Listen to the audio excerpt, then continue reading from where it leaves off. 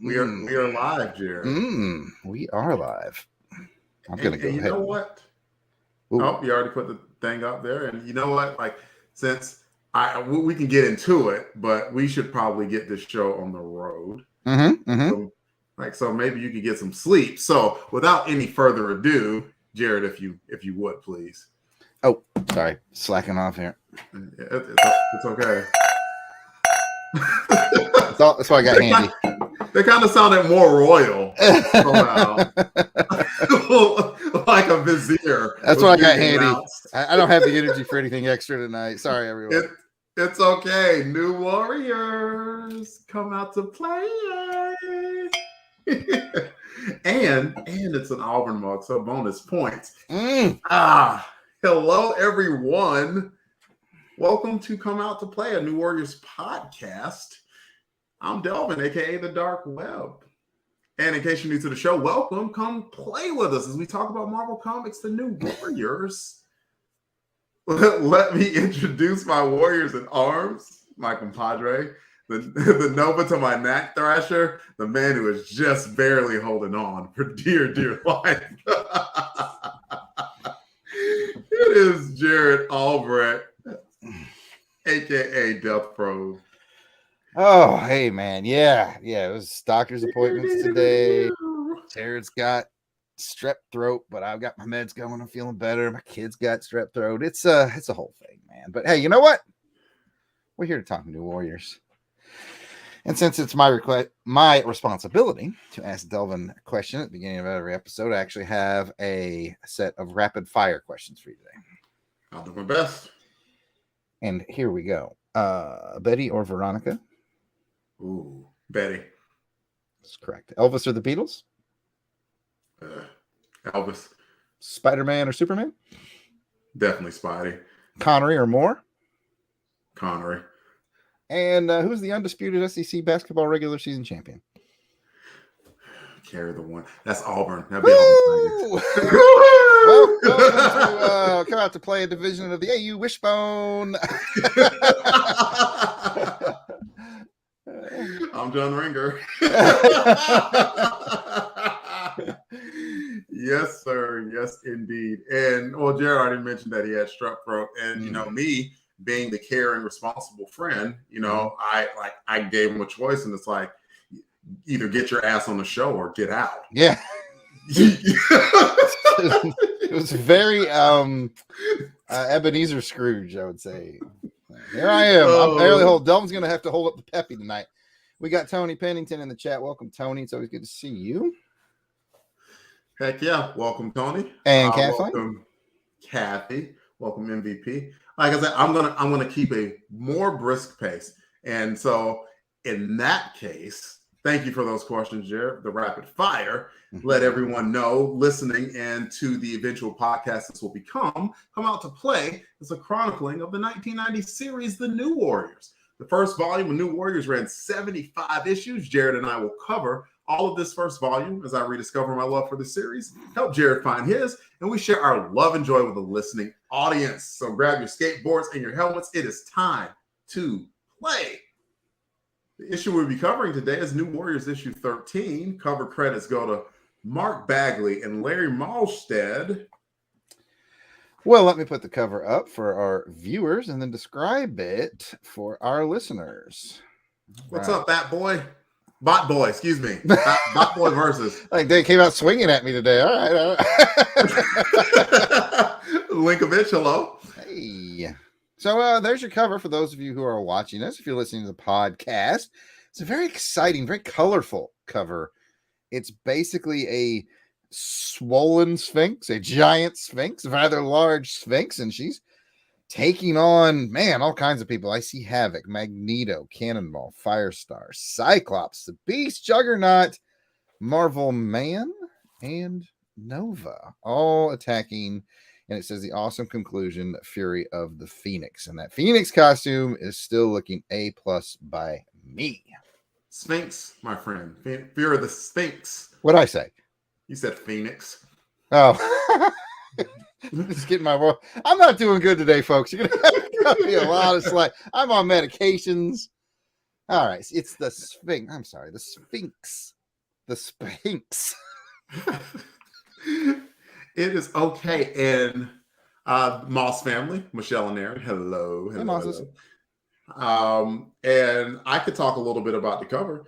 I always like when usually it's teams. Usually, like every so often, like Spider-Man fought like the Tri-Sentinels at one point, but usually you'll get like the teams who fight like the really big foe. And I always like it, like because like the cover of it always turns out to be something like this, where like you have to do the size comparison, and it usually comes across pretty cool. And of course, it's Bagley, so Bagley's got everything under wraps and under control. But I like how the Sphinx looks like womanly powerful. You know what I'm saying? Biceps like proportionate, like it was a just take. I have no idea how tall the Sphinx is, normal size, but let's just say a 5'8", 5'9" woman, and like she just elevated her size, but like kept the proportions, and that very well proportioned, very well drawn woman with, of course, just the bevy of the Egyptianized characters revolved around it. I like it. I think it's a good cover. Yeah, it's impressive. It's colorful and it's energetic, and yeah, looks great. I mean, Bagley and Malsack haven't let us down. And thankfully, they're not gonna. There's not many. There's one nitpick I'm gonna have in the book, but other than that, like, I mean, for me to even find a nitpick is almost like, I'm sorry, guys, I'm sorry. I know they're really, really good, but like this cover is just yet another example to where like you almost have to start grading these things on a curve, like. Because if I could homer out and be like, oh man, yeah, this is a 10, and the next cover is a 10, and this is a 10 too. Like you have to start by grading it almost on the Bagley Malstead scale of what their covers are. So yeah, that's understandable. I don't think we've ever had anything lower than an 8, maybe a 7.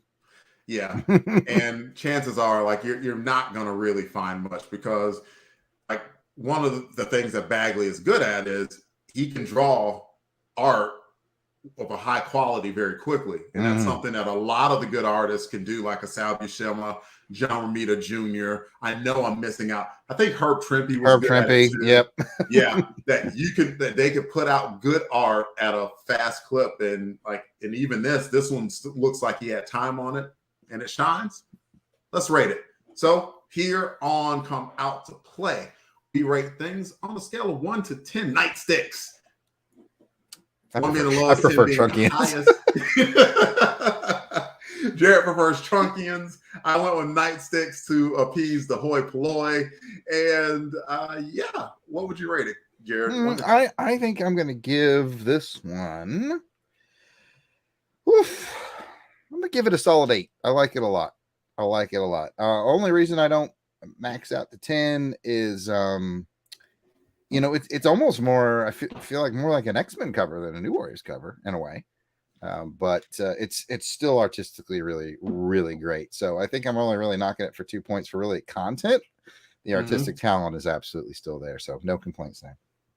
Yeah, I agree with you. I'm at an 8 as well. I think it is a very good cover. I think I would buy it if you had that extra buck laying around in the early 90s. And you went to the comic book shop and saw it, and you're just like, ooh, who are these New Warriors? Like, wow, this is kind of cool. Like, which ones are the Warriors? I recognize some of the X-Men. Who are these other people? So, yeah, I think that it's an 8 cover. Tony Pennington says that covers a 9. No wasted space and captures the action well. That's fair. Absolutely fair. I wouldn't fight him on that. Absolutely fair. Yep, I wouldn't fight him on it either. I think it is a very, very good cover. In fact, I almost did the something Joe November 8.5 is really kind of where I was at, but yeah, no, I wouldn't fight him on 9. No way. Yeah, absolutely not. Jarrod, you want me to read the cover credits, or you got it? Let's see here. Let me change the banner appropriately. Whoop. All right, the creator. I'll do it. Okay. All right. Here are your creator credits for this issue. New Warriors 13. Its on sale date was May 28th, 1991. Its cover dated July of 1991. Cover price is $1. That's 4 shiny quarters. Story is by Fabian Nicieza. pencils by Mark Bagley, inks by Larry Malstead, colors by Andy Yankus, letters by Joe Rosen, and is edited by Danny Fingeroth. And we get all that info from Mike's Amazing World. So check them out if you need comic book answers to your comic book questions.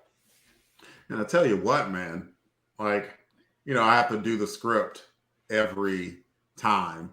And so far in the art team, it's like, double check. Oh, exact same team. Yeah, it's not like later Marvel where they put their A+ talent on it for 4 issues, and then it's like, okay, now it's written by Jarrod Aldrich. I wrote this. Remember that? It's written by, we suckered you into picking up another few issues thinking it was the creative team. Freaking Marvel's comics. I am looking at you, Moon Knight, from about 2006.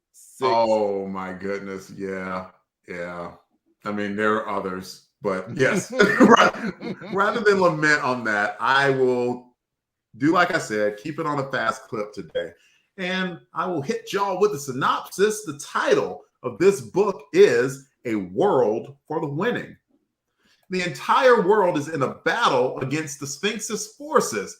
But as most insanely large battles against insanely large foes go, although there were some cool moments like the Hulk literally being punched to another state, the main battle occurred with the original core 4 New Warriors, coercing the Sphinx to revert the world back to its regular state.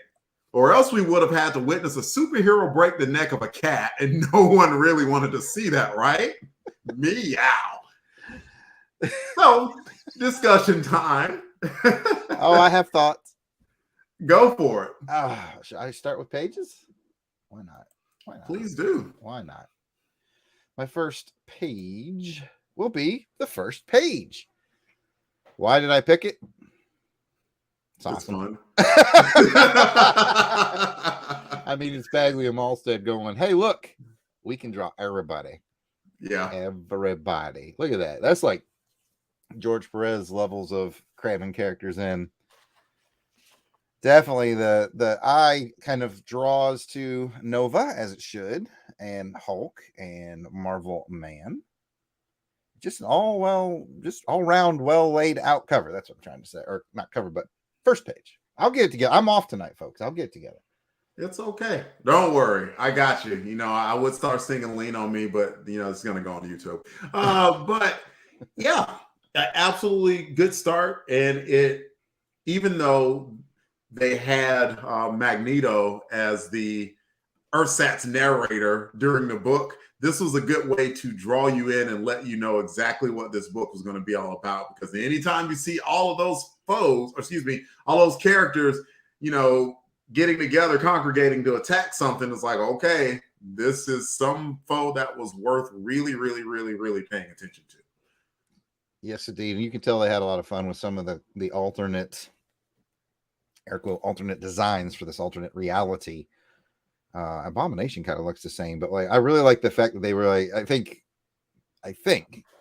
that Bagley was like, what rogue I like is 80s rogue, and gosh dang it, I'm bringing 80s rogue back. You look at her just under Abomination, it's like, yeah, that's 80s rogue. Yeah. She kind of has like the onesie going on. Cool. The white mohawk into the hair, yeah. Very cool. So Let's get into something of substance. Hopefully, and see what I pick next. Okay. Night Thrasher's sort of coming out in this 3-story arc. Now, for those of you who may have just joined us, welcome. And Night Thrasher is younger in this story arc, whereas Marvel Man, Firestar, Nova, they're all of the same age as they would be in regular continuity, probably mid-20s. Night Thrasher was more of a teenager. So this is sort of his trying out being a hero thing. And I like the way that he kind of has to talk himself up for it. I mean, it's, being military trained guys, I think Delvin and I could both, agree that, and also martial arts trained, that training to hit a guy with a stick and then actually hitting a guy with a stick. Yeah, I mean, I'll tell anybody who listens. I've told people who've taken my martial arts classes, I don't want to hit anybody. And in many cases, I'd rather take a butt woman than hurt somebody. But so I like that they really kind of captured that essence. I mean, especially as a teenager, that would be hard. And I think they did well on that. Yep, I agree with the lack of confidence that he had, where he had to talk himself up into doing some crazy and extraordinary things that ended with this teenager going one-on-one for a short time with the Sphinx, which was totally not fair. The one complaint that I had about the artwork was like, I don't know. You tell me. Like, could you like say you had to draw me now as a 44-year-old man, and and you had to draw me when you first met me, like when I was 19 years old. Like, same, just no beard. See, and the thing is, with Night Thrasher, you could tell it like that. Bagley did try and make him a little younger, but he still looks in his 20s, into his bodies. Yeah. Whereas, like the issue before, he was playing with toys with Franklin Richards, and so I'm like, man, I can understand he was under some trauma or grief, but I didn't think that aged you several years. Like maybe like you get like some lines around your face, but you don't get like muscles. Trauma. Yeah, definitely agree with you on that. And I gotta give it up to the folks in the chat who have been with our network so long. They're carrying our own in jokes. Says Kathleen next week, did he actually say that he read the issue? To which the boss has said, true story. I'm so out of sorts, I forgot to say I didn't read it. It's okay. Like, it's only two of us. It usually works better with three or more. Yeah, it's like you can have two with a really serious discussion. And you're like, yeah. Didn't read it. And we missed a pretty funny comment by Tony as well, who said, I take comfort that Hulk will always have purple pants, no matter the dimension or reality. It's an Egyptian purple, Tony. It's an Egyptian purple. Well-woven cotton. I will never forget reading a comic, one of the Hulk comics from the 70s. You know, I had a huge comic collection of the Hulk, and I won't get into the sad story of what happened there, but I was reading this one, and he was like, I'm done with it. I am done with being the Hulk. I will never be the Hulk again. And the first thing he did after he made that decision was buy a pair of purple pants. It's like, oh, Bruce. It's like old habits die hard. We got a new person, I believe, Jerry B. What up, Jerry B? Welcome, Jerry. And he was just saying this story in this world has so much more potential. Hate that Marvel has tried to distance it from the Warriors. I don't know if, like, you can tell me in the comments, because I don't know if they ever. I know later on in New Warriors. No, you're fine. I know how to tap dance well enough. This isn't the last time we see the Sphinx. I wouldn't think so. Not the way this ended. No, it's not. But I don't know whether or not they introduced this version of the Marvel Universe anywhere else in the Marvel Universe other than the New Warriors. So to anyone in the comments, if that's the case, please educate us and let us know, because I'm definitely a little bit fuzzy on that. And we got Scott, who says when you're Hulk size, you have to special order. Selection is limited. That reminds me of one time I went to the Men's Warehouse and I saw a pair of pants, Jarrod. They were 60 by 30, which meant whomever wore those were twice as big wide as they were long. And I was just like, I just want to know who's coming up in the Men's Warehouse like, oh, Mr. Fisk, good to see you. Hey, hi, Danny DeVito. Welcome. Takes all kinds. It's all right. Next page, sir. Next page. Ooh, I'm glad you said something, because I got two that are out of order, but this is correct. Okay, so this is the point in the show where big-time New Warriors fans might start not liking me. Because there's a few things in this book that I was not big on. This was one of them. It was like, hey, here's what Robbie was doing. And I'm like, you pretty much just wasted a page of story. Like, I get that maybe they just wanted us to check in with him. Like, I'm like, okay, so basically Fabian said, I didn't really have a purpose for Robbie in this story. So here's a courtesy page of him outside playing ball or whatever. And I'm just like, you know, if you're going to ignore him, then just ignore him. Why waste a page of story? Because there was a lot to tell in this. Just my point of view, but I'm sure other people may have enjoyed the check-in, and I don't begrudge him that, but I just thought it was just a little like Fabian was like, oh yeah, I have another character. Here he is. Back to the show. Real quick, Scott provides an answer, which is unsurprising, fountain of knowledge that he is, and says it was just shown as a Cap Shield montage image that was recently posted, the Captain of Sirius Shield, and it gave this world an Earth number. So I'm gonna call it Earth Sphinx for now. Earth Sphinx works fine. And I do see what you're saying. They did a similar thing with, Namorita last issue, where it wasn't really a Namorita-centric issue or story arc either, but they kind of just wanted to give her an appearance. So I do see what you're saying. Like, did this, like, without this page, would the storyline be exactly the same? Yes, it would be. Like, you have no argument or complaint from me whatsoever on that. And I got to give it up to Tony. He takes comfort that Robbie will have a mullet regardless of time or reality. That's funny. And normally I don't. Oh, go ahead. And Scott said, you leak in public once and suddenly you're a fountain. Well, you know what? If you leak in public and get caught, that's at least a misdemeanor. Go ahead, Jarrod. Normally I pass right over the comments that make fun or pick at people because I don't like to encourage that, but I had to laugh. It's just going to make people start not liking me. And I suspect the hand of Aaron behind this comment. Start not liking me? Hurtful bastard. All right. Let's move on. It was funny. Credit where it was due. One more real quick. Scott also added, Thrash recruited a team of 4. Robbie and Nita stumbled along against Terrax. Absolutely. Very fair. I was fully well aware of that. Absolutely. That's very fair. Good comment.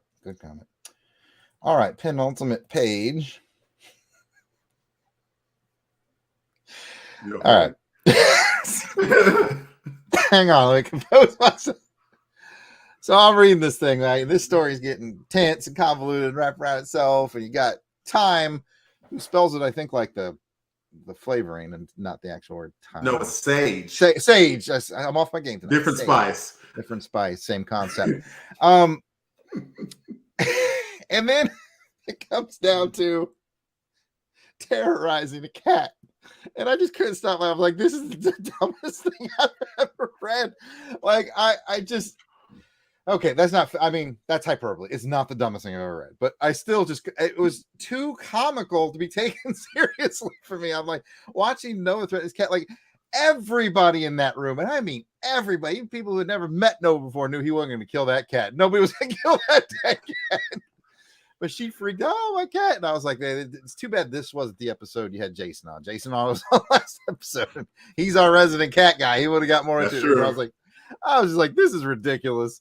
And I laughed heartily. I did feel like it detracted from the punch of the story a little bit, but more comical. How do I want to say this? I'm not saying the story sucked or anything like that. I'm just saying it just kind of put that comical spin that I didn't see coming. I'll leave it at that.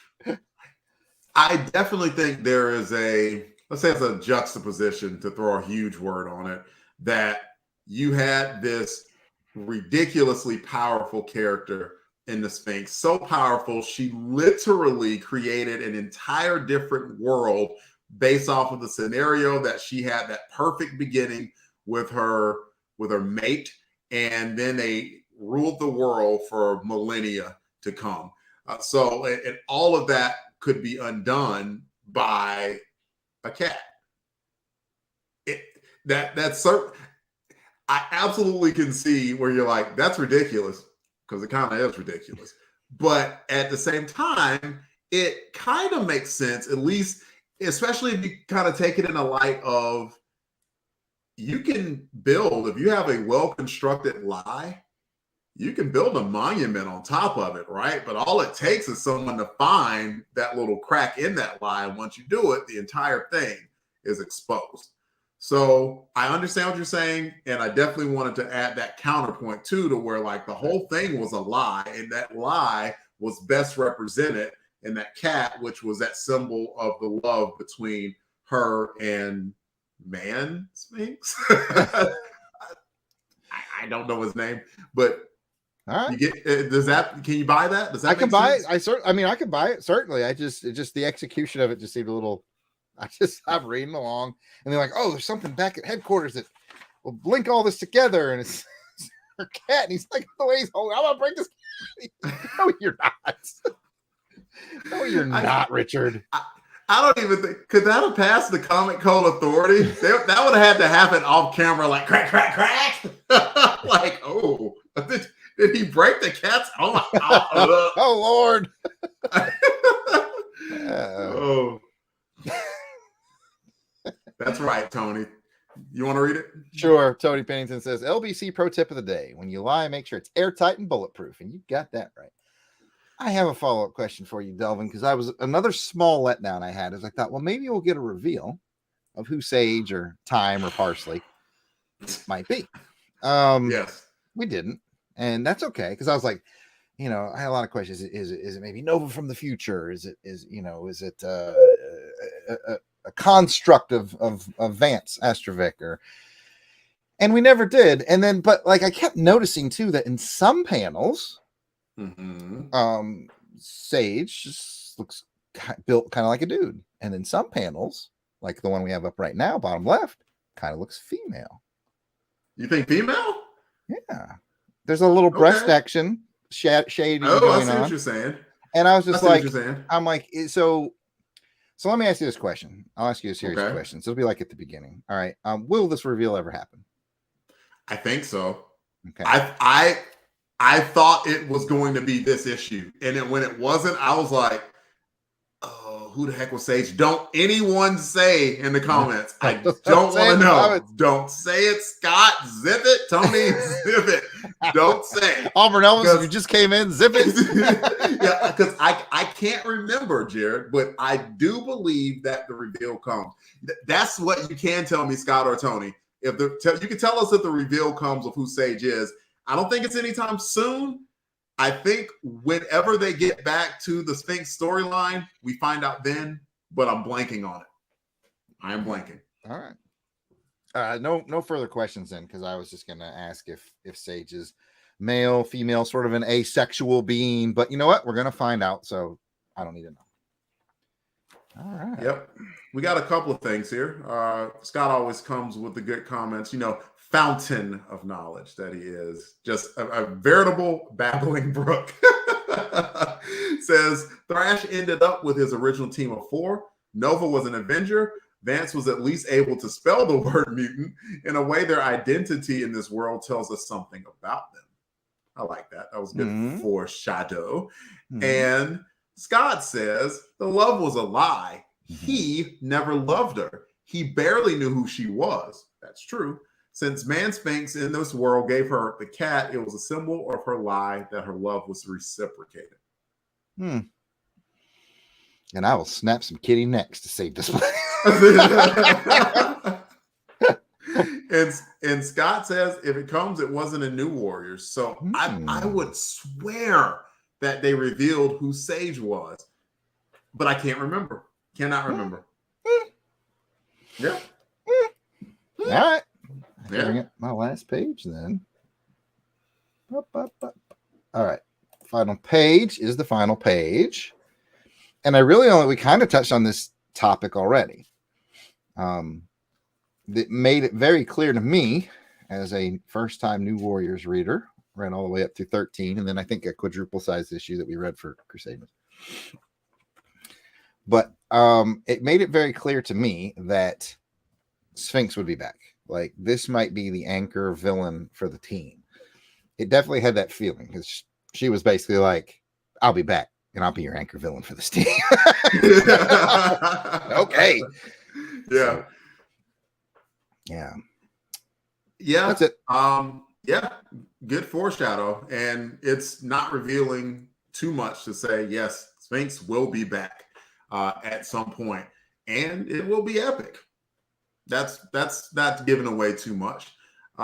Yeah, I like what she did. Like, I think even though it was in a kind of crazy madcap way, like she got Sphinx to realize, look, this whole thing, all this energy, everything you put into it, like it wasn't real. Like, so you may as well like take us back to where we were, because what we're living right now is a lie. It'll never be true. She admitted that to herself at least, but this is where I think they kind of revealed her. I can't say hero, but at least anti-hero in her own story, because she's like, I haven't given up hope on this. I still want to. I want to chase my man. You know. Mm-hmm. So, Jerry says they confirm who what Sage is in New Warriors 47. Nice. So we will get to that. Hold on, carry the one. Probably what, 2023 or so? Yep. Delvin got me. Delvin got me on this much like I got him on James Bond podcasting. So fair is fair. Fair is fair. Fair is fair. That is my last page. So I guess it's time for us to talk Ultimate Warrior. Is there anything else that you wanted to add? Like, let's real quick. Let's just talk about the storyline overall. Real quick. What did you think about this 3-issue storyline? Because it was something that you could tell the creative team, they were very excited to tell this alternate tale of the New Warriors. Like, what do you feel about the storyline? And do you feel that it told you anything more or less about anybody on the team? That's a complicated question. My initial thought is it feels like Fabian really had this story inside of him and he wanted to get it out. I feel like the Marvel editors said, okay, you can do it, but you got to get it done in 3. I feel like it was a little rushed. Having never gotten much Namorita or Robbie involvement, which is fair, as we talked about in the original storyline, they weren't supposed to be involved. So, okay.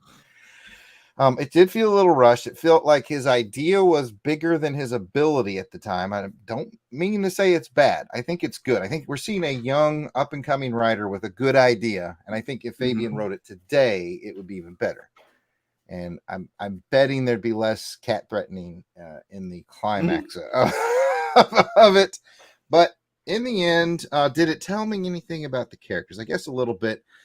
Especially Nova, who up to this point has really just been shown as the guy who's easy to trigger and quick to action and loves the ladies. I mean, he's like the dude bro of the team, and that's kind of who he's been. And this gave especially him some more layers. So that's my initial take, and I'll let you talk here. Okay. Yep. And there was a very pointed moment where Nova did the whole cat threatening thing, and Sphinx kind of went to pieces about it and said, hey, like, at least let me have the cat. This is, a symbol of, my bond with the original Sphinx. Even if it's a lie, please let me have this cat. I will do what you ask. And they had a moment where Nova stopped, like, and then he did it. And it was a moment of compassion. And there's sometimes where, that moment of compassion to your villain can cost you. But in this case, that little bit of humanity, I think, at least helped along in saving the day. And it definitely was a character reveal of Nova that, yep, he has that dude, bro, New York toughness tendency going on with him, but there's a little bit of depth behind him too. There's at least one other character that I have to bring up, and that's Marvel Boy, Marvel Man in this book. He did some pretty powerful stuff. Like, I mean, he basically created a rock avalanche that kind of knocked the Sphinx off of balance. And then there was a point at the end where Sphinx were like, okay, this Sage character, like, no, you're completely screwing up everything, and blew up the entire top of the Chrysler building. And Marvel Boy held it together, protecting the core 4 with a telekinetic shield against a powerful explosion. So this Marvel Man in this storyline was a very, very powerful version that we haven't seen in the regular New Warriors universe yet. Fair enough.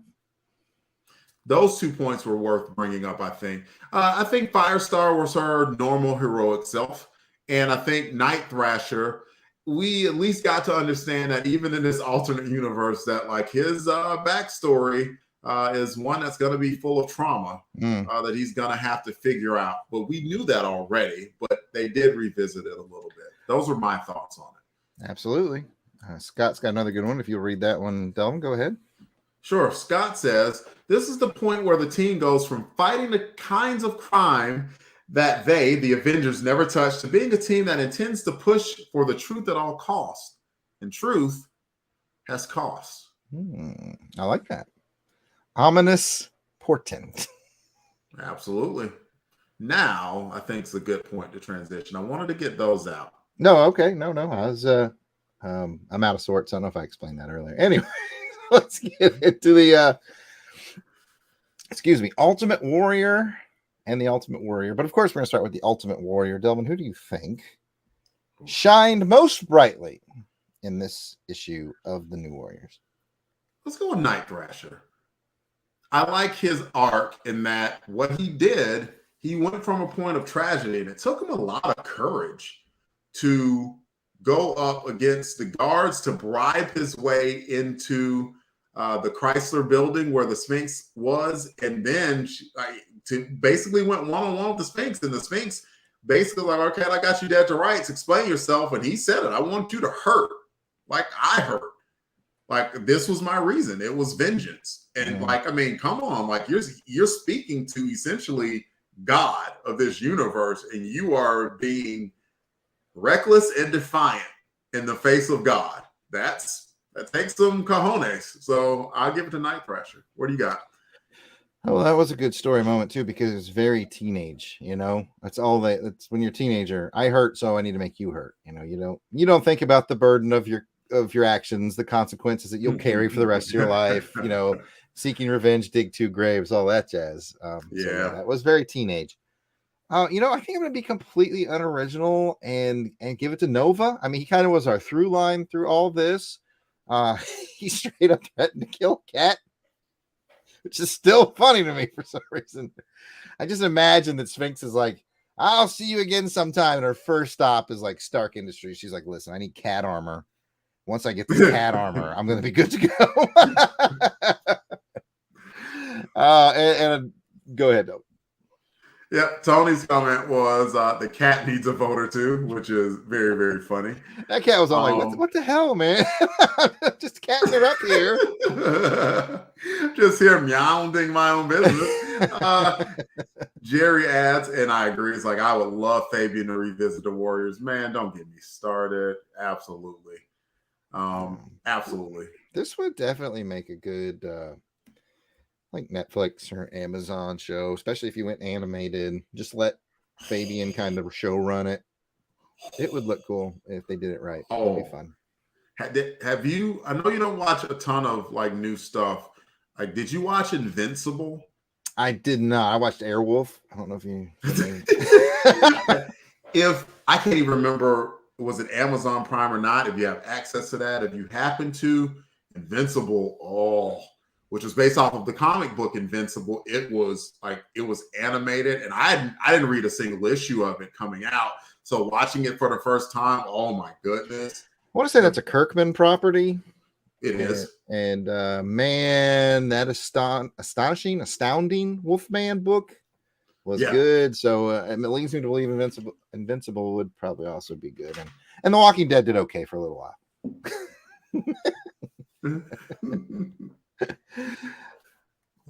Oh, I'm sorry. Now it's time to go to the Ultimate Warrior.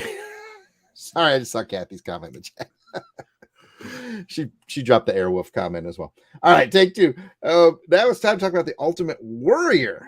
Here's where we talk about someone we're just a little bit concerned about from this issue. Who are you concerned about as your Ultimate Warrior for this? I'm not worried about any warrior. I'm going to go off the cuff and say Magneto. It's like, bro, did you forget that you are probably one of the most powerful mutants on the planet, regardless? And he did nothing during that whole fight. It was just like, oh my God, our line's being decimated. And it's like, bro, you gonna fight, man? They fell into that trap too. I'm glad you mentioned him because this bothered me in the fight scenes where they just show Magneto like shooting a beam of something. And I'm like, come on. I hate it when they do it. Like, basically, treat it like he shoots lasers. I'm like, no, man. I want to see metallic junk flying through the air. You know what I mean? But, that's what I want to see. Like, I hate it when they do, like, laser beam Magneto. That's just a bugaboo of mine. Like, no, man. It's because you could be so much more visual. You could be throwing tanks at a guy.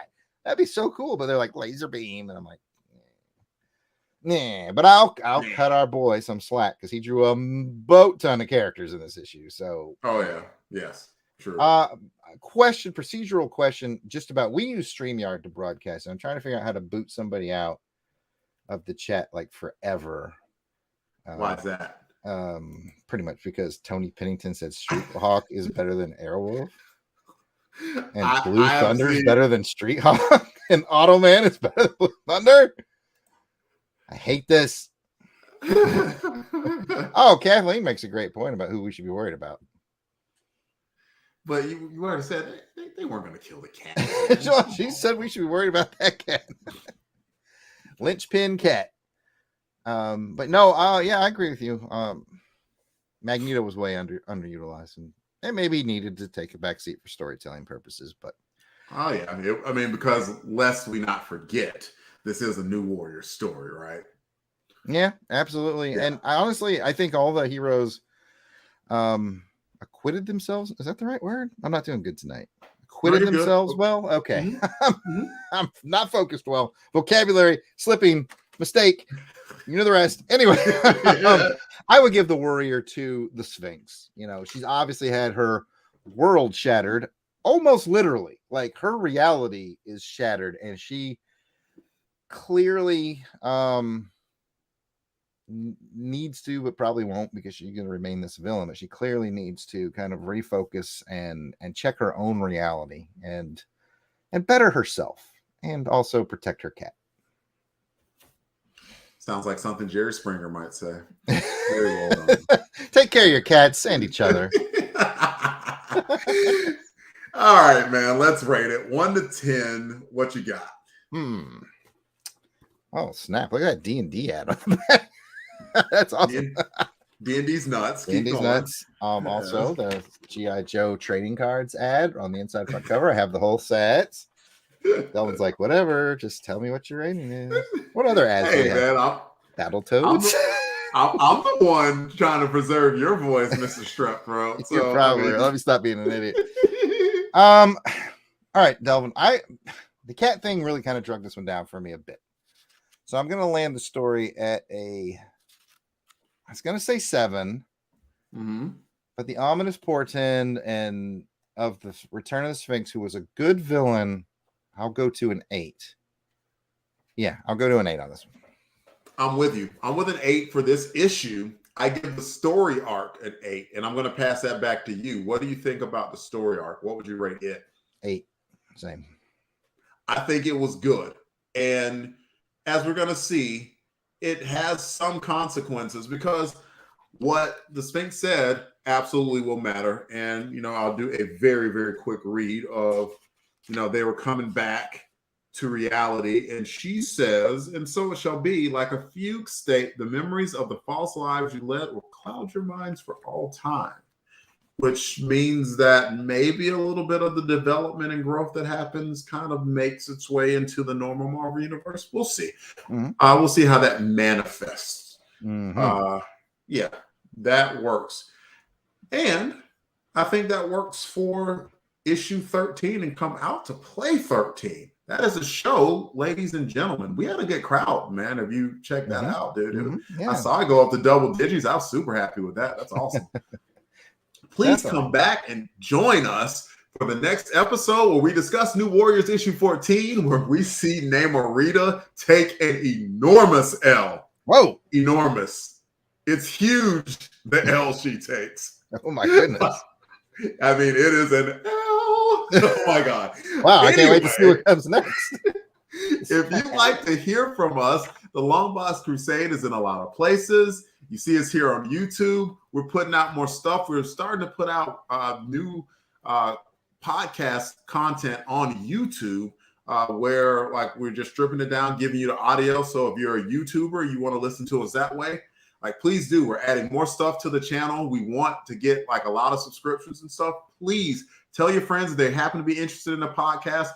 Tell them to go to YouTube and check it out. If they don't have time to sit there, just bring up like, Podcatcher or something. We're on YouTube now more than ever.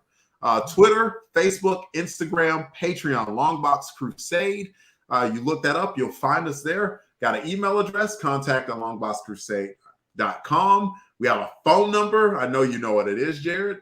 707-532-5269. I don't even have to look anymore. 707-532-LBOX. Pick up the phone. And a special shout out to our Crusaders Club members. $1 a month can get you access, and we give you a ton of free stuff. And you get to see our smiling mugs more often. Like, smile for the camera, Jarrod. Okay. That's gonna be somebody's wallpaper. I hope so. Absolutely. Jarrod, where can you be found on social media?